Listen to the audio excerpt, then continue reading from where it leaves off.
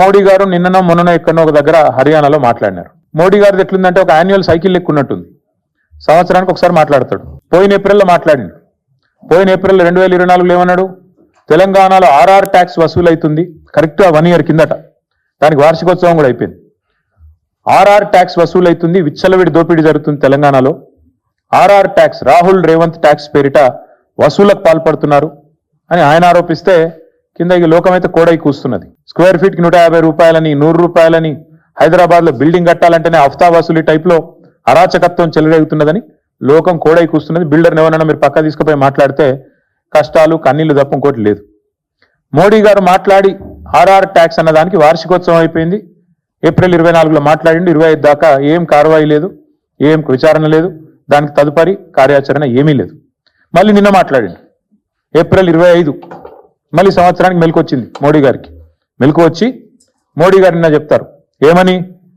అక్కడ మొత్తం చెట్లు కొట్టేస్తున్నారు, జంగల్ నాశనం చేస్తున్నారు, మొత్తం ఆగమాగం చేస్తున్నారు, బుల్డోజర్లను పంపినరు. అర్ధరాత్రి బుల్డోజర్లను పంపి ఆగమాగం చేస్తున్నది కాంగ్రెస్ ప్రభుత్వం తెలంగాణలో సెంట్రల్ యూనివర్సిటీ భూములలో అని చెప్పి మోడీ గారు హర్యానాలో మంచి ప్రవచనాలు చెప్పినట్టుగా నేను చూసిన. నేను నరేంద్ర మోడీ గారిని అడుగుతా ఉన్నా, this is the report of central empowered committee appointed by supreme court of India. Modi గారిని మేము అడిగేది ఒకటే, 2024, 2025 ఏప్రిల్లో అప్పుడు ఒకసారి ఆర్ఆర్ ట్యాక్స్ అని, ఇప్పుడు ఒకసారి హెచ్సిలో ఏదో జరిగిపోయిందని చెప్పి ఆవేదన వ్యక్తం చేయడం కాదు, లిప్ సింపతి కాదు మేము కోరుకునేది.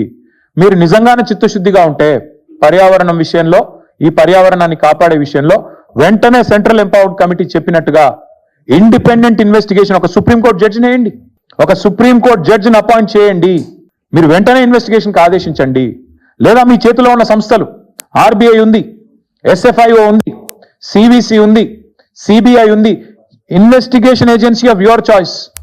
We demand answers from central government, union government. You come forward.